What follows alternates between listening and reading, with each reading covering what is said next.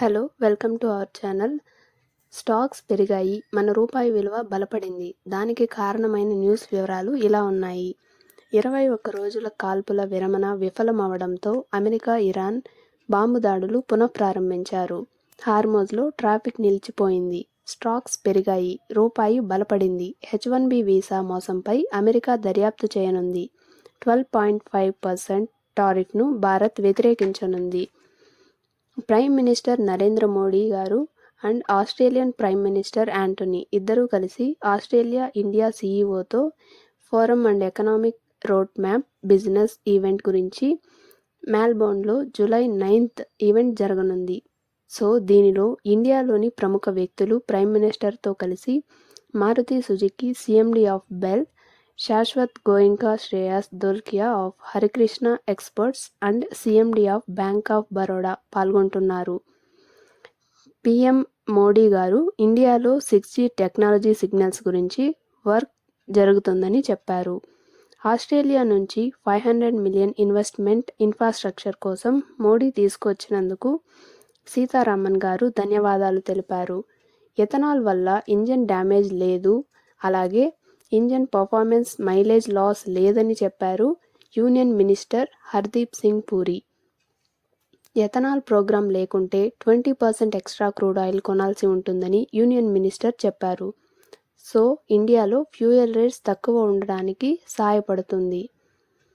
BSNL announce satellite phone for 1.34 lakhs to expand satellite communication for defence. హార్మోజ్లో tension ఉన్నప్పటికీ India imports స్టాండర్డ్గా ఉన్నాయి crude oil పైన. ఈరోజు రాత్రి 9 గంటలకు యుఎస్ ఎఫ్ఈటీలో అత్యవసర ప్రకటన. అధ్యక్షుడు ఉదయం మార్కెట్ పతనమవడాన్ని నివారించడానికి అతను క్వాంటిటేటివ్ ఈజింగ్ ప్రారంభించి $50 బిలియన్ లిక్విడిటీని ఇంజెక్షన్ను ప్రకటిస్తాడని అంతర్గత వర్గాలు భావిస్తున్నాయి. ఈరోజు అందరి దృష్టి ఎఫ్ఈడీపై ఉంది. ఓపెన్ ఏఐ సీఈఓ అయిన శామ్ ఆల్ట్మాన్తో బిగ్ టెక్ కాన్వర్జేషన్ మిస్ అవ్వకండి. ఏఐ ఫ్యూచర్ ఇన్నోవేషన్ తప్పక వినండి.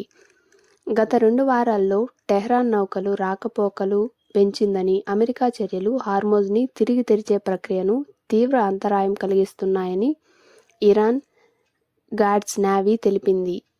యుద్ధం తీవ్రతరమవుతున్న తరంలో ఇరాన్, రష్యా, చైనాలతో కలిపే రైలు సదుపాయాలను అమెరికా లక్ష్యంగా చేసుకుంది.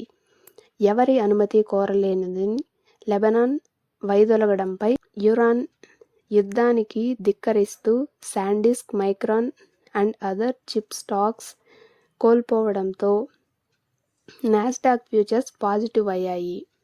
48 గంటల్లో అమెరికా 170 ఇరాన్ టార్గెట్స్ని దాడి చేసింది. క్రూడ్ ఆయిల్ పెరిగినప్పటికీ అమెరికన్ డాలర్తో పోలిస్తే 7 పైసలు బలపడి మన రూపాయి విలువ 95.41 వద్ద ముగిసింది. అమెరికా సెక్షన్ 301 విచారణలో భాగంగా 12.5% టారిఫ్ను భారత్ వ్యతిరేకించనుంది. జూలై 9న జరిగే యుఎస్డిఆర్ విచారణలో భారత్ ప్రభుత్వం, పరిశ్రమలు తమ వాదనను వివరించనున్నాయి. ఆస్ట్రేలియా అండ్ ఇండియా చాలా కాలంగా ఆలస్యమైన తమ యురేనియం ఎగుమతిని ఒప్పందాన్ని అమలులోకి తెచ్చారు. It is a major boost for Indian civilian nuclear programme and clean energy. 2026 financial year Q2 and Q3లో 30,000కు పైగా ఉద్యోగాలు తొలగించిన తర్వాత టీసీఎస్ ఫైనాన్షియల్ ఇయర్ 2027 Q1లో 9,300 మందిని జాయిన్ చేసుకుంది. From last 4 years this is the first time ఇంతమందిని తీసుకోవడం. TCS Q1 results live update. Profit 13,349 కోట్ల revenue at 72,275 crores, ₹12 dividend announced. Thank you for all.